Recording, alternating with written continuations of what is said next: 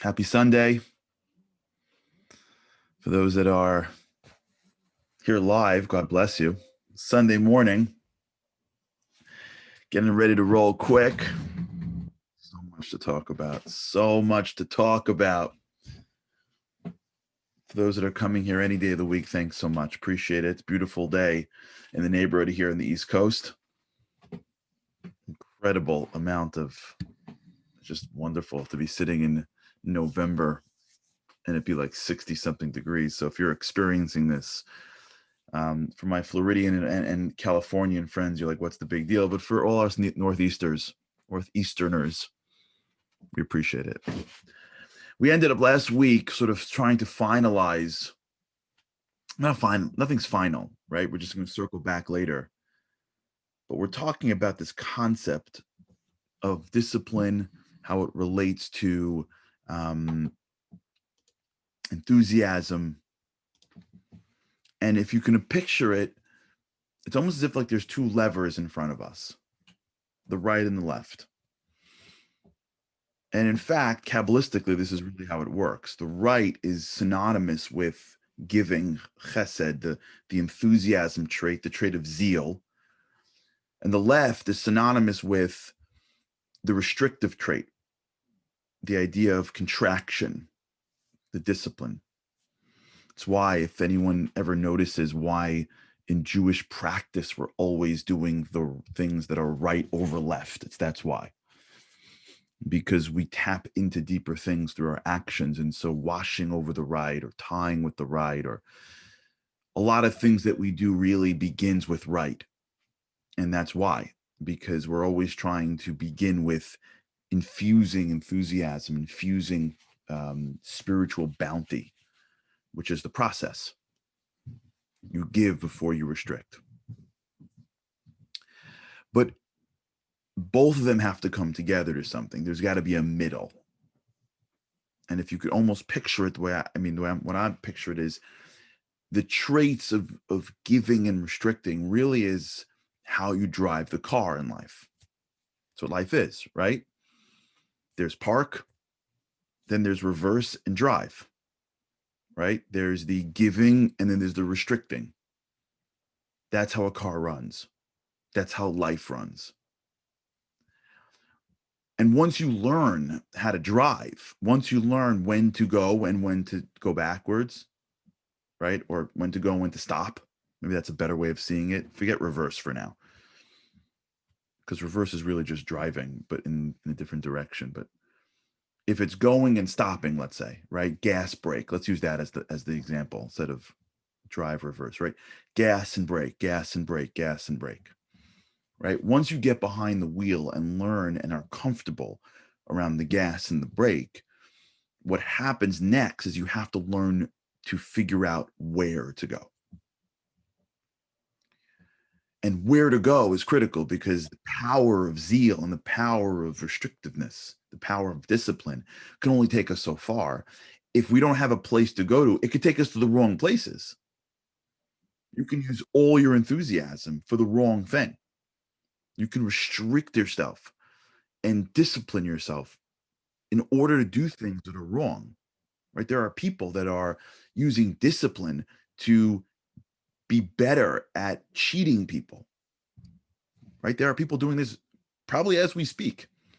They're disciplined in their financial analysis so they can cook the books to pretend their company is worth more than it is, right? People that are out there hurting people are disciplined. That's why they're successful at it. It doesn't make it good. There's a lot of people that are using zeal to step on someone's neck on the way to getting more stuff. It doesn't make it a good thing to do, but that doesn't take away from the need for zeal. So what we're left with now, or we're not even left with anything because we've got like miles to go, but what we're up to maybe is this middle. Okay, maybe I'm starting to use the levers. Maybe I'm at least starting to see the levers. But how do I set the direction? How do I really set the direction, right? Because what we have now is an ability to see into the future, right? To set a direction. But how do we know if we're setting the right direction? And how to drive so I can go somewhere. I got that. But how do I know if I'm going to the right place? That's a whole nother conversation. So let's go back to a little more Kabbalistic concepts. And then we'll bring it out into these traits, which is in between the right and the left is the middle, is the center. The center actually lines up to vision. If anyone's ever put on or saw someone that wore tefillin are phylacteries. They're religious, they're black boxes that men wear when they pray. If you notice, those boxes go right here. They go at the center. And actually, when you put them on, you line them up right in the center. They're supposed to literally be like in between the center. And in the Torah, they tell you to put them on between your eyes because the center is really connected to your eyesight.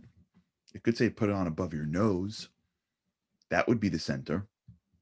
It could just say put it on in the center of your head. But it says between your eyes because what it's doing, in my opinion, is it is aligning the center with vision. Where we're going is in our ability to create that center. So what is the center? So the trait that is being discussed that Kabbalah uses is a trait called honor. In Hebrew, it's called tiferet. Honor. Honor is at the center between zeal and discipline. Now, what is that? That's what we're going to talk about. Honor. What is honor? Dignity, respect. What are those things? And how do they work? And how do we somehow connect where I'm going with honor? So let's begin. It's a big subject. I saw a quote once, I don't remember where it is, but I'm sure Andy will find it, which is you can tell a lot about yourself, not by what you do, but by what you honor, by what you respect. I remember I had this once. We were at a convention back in the old days, last year. We used to have conventions. People used to get together. Can you imagine? People used to get together like human beings would be together, like in a hotel. Hundreds of them. Can you even imagine that today? It's amazing how quickly this God can turn this world.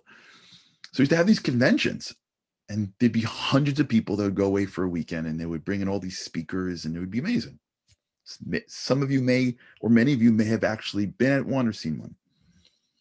So these conventions, many of them brought in, celebrities and stars and great speakers.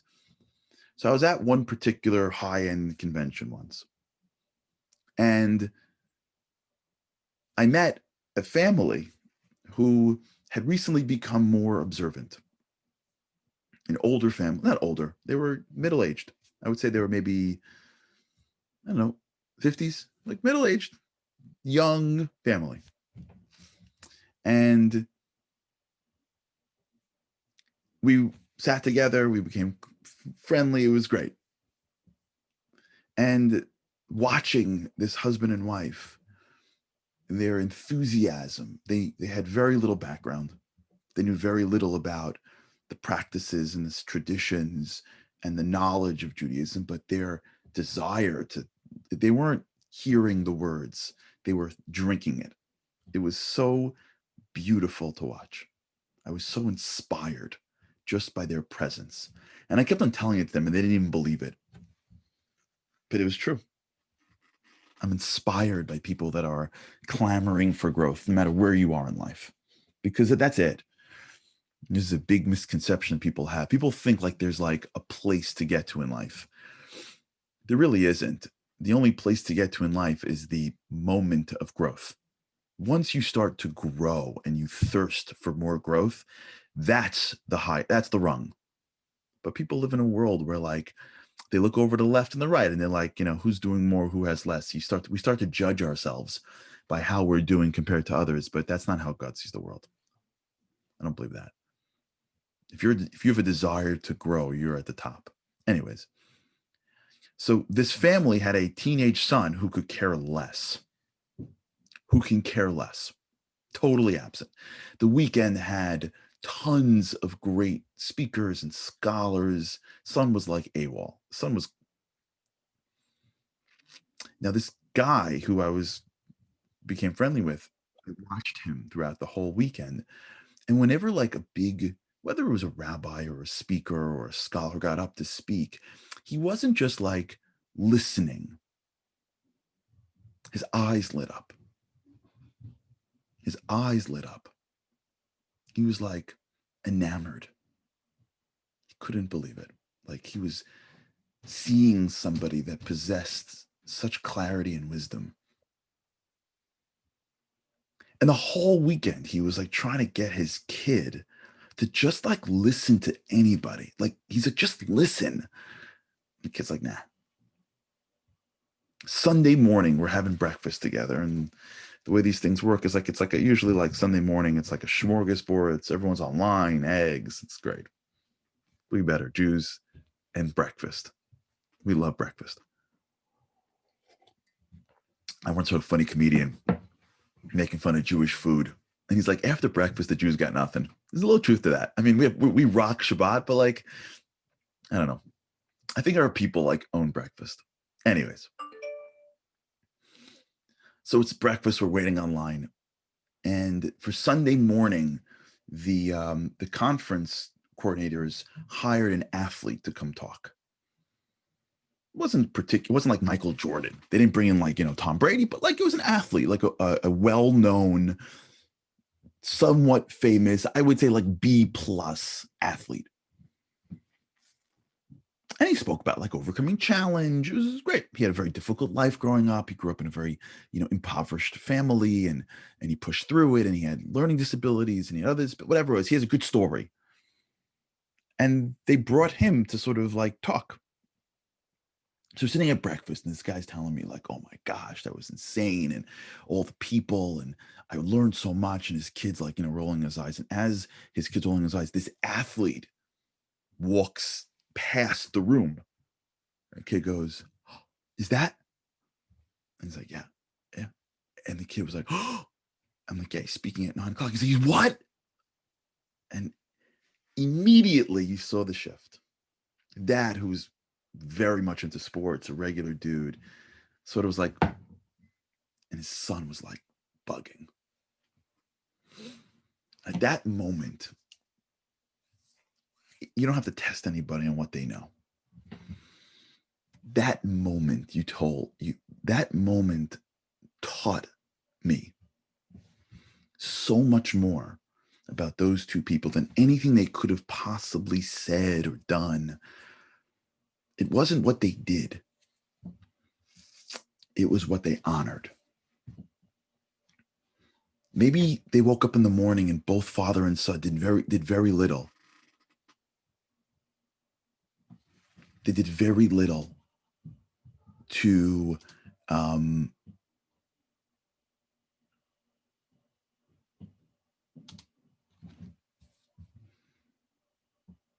to advance in anything. Maybe they both didn't go and pray or study. I don't know. But the honoring of wisdom was a clue, was an indication, was the truth to what that dad felt was the most important aspect of his life. And it manifested not necessarily in his actions, because you couldn't tell. I didn't know what he knew or didn't know, where he went to, what he didn't went to. I didn't know anything about his zeal or his discipline. Maybe he couldn't apply any of the wisdom he learned. Maybe in the action, in the area of doing, there was very little doing in applying that wisdom. And that's its own world. But where was his vision? Where was his destination in life, it became clear when he was faced between two celebrities in two totally different spheres. A celebrity of wisdom and a celebrity of athleticism. And his son, appropriately so, by the way, had an entirely different perspective. The wisdom didn't really speak to him. It was really the athleticism that did. It was the pop culture celebrity. That was really where he was at. If you want to understand where me and you are at, if we really want to like get truth, if we really want to delve into ourselves, we have to look past what we do, because what we do really is in many ways a product of what we know. Remember, we spoke about this for so long, right? Our actions are tied into our neuroplasticity. Our neuroplasticity is tied into our exposure. A lot of what we're doing every day really is because I need to, because I think I have to. I'm getting through my day. I'm used to, right? I'm used to eating this way. This is what's in front of me. I'm used to acting this way. This is the job I already have. These are the children I already have. Like, I can be trying to change all day. I can be writing full journals every single day. I'm still married to that guy and have these kids and I have this job. Like, I'm still in my world. A lot of what I do every day, even if I'm changing, is really a product of what I know to do and what I'm in the middle of doing. And I have to change that, because doing is at the end of this game. Doing is at the end of this road. But if I judge myself by what I do, I don't know if I am doing it because I've been doing it and that's what feels comfortable to me, or that's what my survival limbic system is pushing me towards, or I'm doing it because that's what I value most in my life. And what happens to many of us is that as we start to introspect, we start to build up, if you will, the gas in the tank. And we don't spend enough time thinking, okay, as the gas builds up and I'm dealing with what's right in front of me, am I going in the right direction? I got the gas part. I know how to drive and stop, drive and stop, drive and stop. I get that. And my capacity to do that, it grows with my work. If I'm spending the time doing this work every single day and I'm exercising these muscles and I'm understanding how to run this car well, what's happening is when you learn how to run the car well, you learn how to drive better. Someone can hand you a brand new Porsche.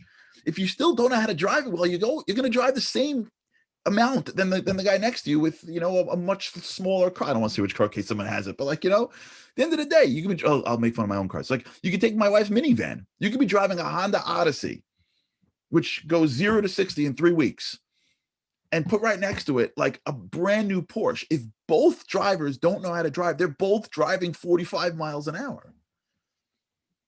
And all of us, our lives are Porsches. No offense to the minivanners, of which I find myself behind way too often. But as we learn how to drive, which is what we've been doing, zeal, discipline, zeal, only then you can then take that and drive around the block 100 times. Do. And you take for granted that what you want is what you want, but don't do that, because what you want may not be what you want. It may be what you already have. To really get it, you have to take a step and lift our eyes and say, okay, my eyes go here. How do I take my eyes from here to here? And it begins by asking myself, what is it that I honor most? Not what am I doing most? What do I honor most? Because I could be doing everything right. If I'm honoring, if I'm respecting, if I'm in awe of that guy who's a celebrity sleeping around and doing drugs, and am I really that person that I want to be? Are my eyes set to the right place? I could be saying that I want wisdom and want to have a better life, but what I really honor, what I really, really love, what I really respect is the biggest house on the block. Of course I want wisdom, but the rabbi, the guy in the back with all the money. It's okay. Let's begin to understand what we want. Because once you get what we want, we can begin to elevate it. And then we get all the physical stuff. All right, this is what we're going to be talking about. Understanding honor, what it means for us, how it's actually the litmus test of who we are. You know why this is so critical is because we don't even know it. So it's like a whole new area. It's like zeal. I had a breakfast with an incredible guy on Friday, and he said he listened to the Boost. And I said, thank you so much. I appreciate that. And he goes, I'm into zeal. And the minute he said that, I'm like, you do listen to the Boost. And I told you we would do that, right? I told you, whoever's listening, I told you, as soon as we start talking zeal, that becomes our code word. When someone says to me zeal, I'm like, they're in. They're one of mine. They're part of the Boost family. Honor is going to be our new word. Because once we get honor, we get ourselves. Okay, we're going to talk about it. Okay, everybody, have an awesome Navy SEAL 6. That's right. Have an awesome day. Thank you for being part of this. Let's make it a great week. Thank you, Michael. And looking forward to really delving in this together. Have a great day. And with God's help, can't wait to see you again tomorrow.